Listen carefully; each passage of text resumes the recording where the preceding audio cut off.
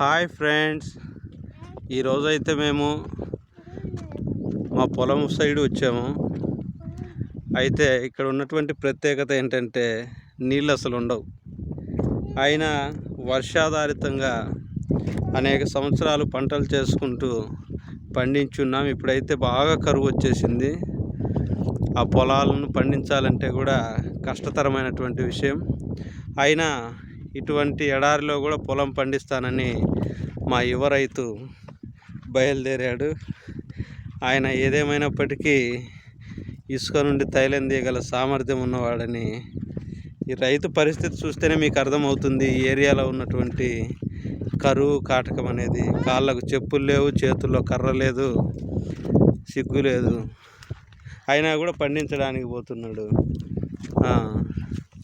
కానీ ఈ సాహసానికైతే మేము హ్యాట్సాప్ చెప్పాల్సిందే.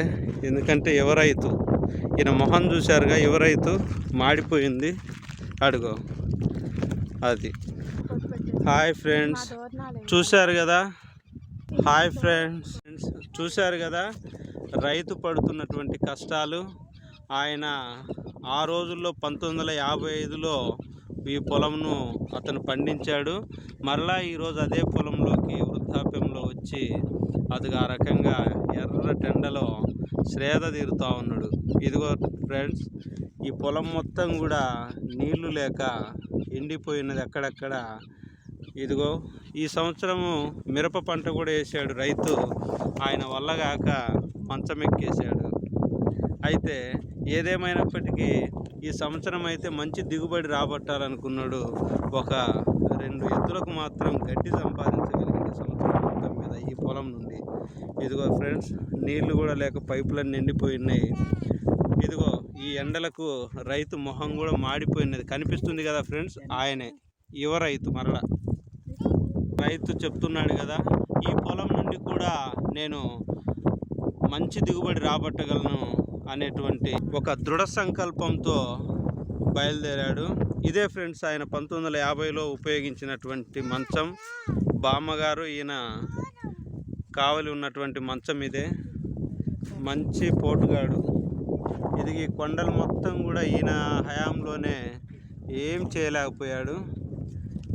ఈ పొలాలు అయితే మంచి పొలాలే ఫ్రెండ్స్, కానీ కేవలం నీరు లేక ఈ రైతు ఇదిగో చూడండి ఫ్రెండ్స్, మంచానికి పరిమితం అయిపోయాడు.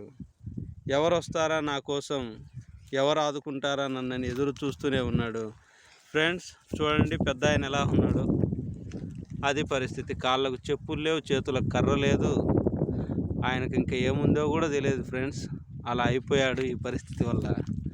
కానీ ఫ్రెండ్స్, ఈ వీడియోని బట్టి ఒక లైక్ కొట్టేసి ఈ రీతిగా ఉన్నటువంటి యువ రైతులు మరెందరో పడుతున్న కష్టాలను మన రాష్ట్రానికి తెలియజేసేలా అందరూ సపోర్ట్ చేయాలని ఫ్రెండ్స్. అదిగో రైతు చెప్తున్నాడు చూడండి. Hats off.